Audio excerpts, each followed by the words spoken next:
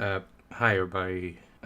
I want to go ahead and do something a little bit different, but I want to talk a bit about a video that I've been working on for a bit, but then I had to cancel the entire thing.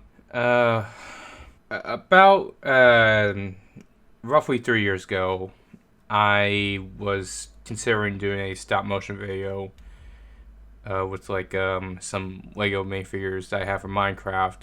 Specifically because I was a big fan of this one video by SaltyDKDan, and he did this reading of a Minecraft erotic fantasy book. And I thought the video was very hilarious, and I enjoyed that they had this whole entire reading of it with other people that I follow. Well, not like everybody just I follow Alfred, who is known for the pissing on the moon Eggman meme. So yeah, I wanted to do a animation on that. Like, it was just gonna be me and another friend of mine who's really into Minecraft, and I was like, what if we decide to make a Lego stop motion video that recreates all of the video with little 2D anime sketches for the out of character moments. And I have all the files right here that you can see. I basically spent at least a week making little reference shots, because usually my process is that I make a rough animatic first, then when it's usually stop motion, I do reference shots of okay, this is how this shot's gonna look like, and this is how the set will be built. And so I went ahead and did that, and it was kind of neat. Only pain is storage space, because I was also using my phone for the whole thing. I mean, I have Google Photos, but the whole transfer thing was also kind of awkward. But got that done. I finished up the reference shots, and I was about to get ready to spend the entire day just kind of compiling all these images into rough animatics of each moment. And the day I woke up, right after I did all that, it was revealed that some call me Carson, who was the main guest in the video, he was out for grooming minors online. I think it was some leaks on his Discord. And it's not really the other major instance this happened. I think Jane Animation literally had an entire animation of him and her doing a Minecraft speedrun, and it got deleted off the web. I assume there's some backups on YouTube. At that moment, I'm just oh damn. I even had to explain that to my friend that, okay, the whole thing is called off because of the controversy. And then the day after was the attack on the Capitol, which just didn't help as well. Just a weird, bad 2 days, just back to back, basically. But here is at least a bit of what I was gonna do. I made sure not to use the ones with Carson in there. This is just a rough idea of what it's like. Chapter 1.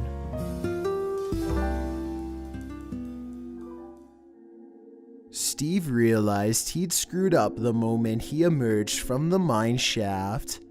He'd fallen victim to one of the most common mistakes newbies make.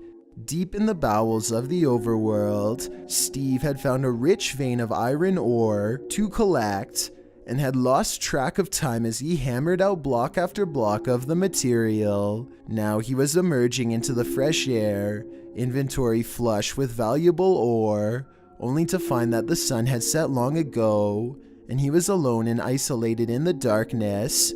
Steve's food bar was low, he wasn't wearing armor, and all he had to defend himself was a stone sword that was 3/4 of the way to breaking. As the darkness closed in, Steve trudged determinedly through the forest. Steve needed to get to safety, but where? He remembered seeing a distant torch. Where there was a torch, there was normally the safety of a house. Steve didn't know who'd crafted the torch, or whether they'd be hostile or friendly to him. All he knew was that they offered the only hope for his survival.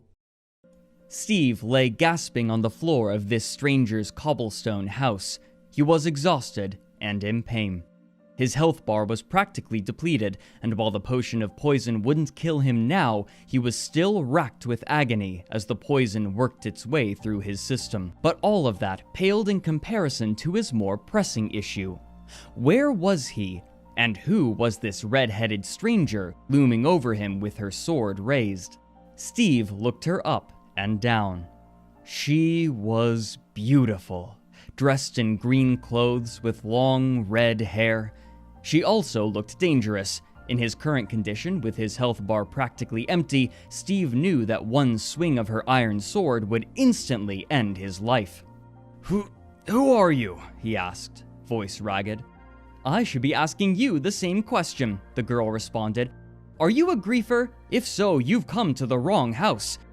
I'm not a griefer," Steve held up his hands desperately. "I was just trying to get home and let myself get cornered in the darkness.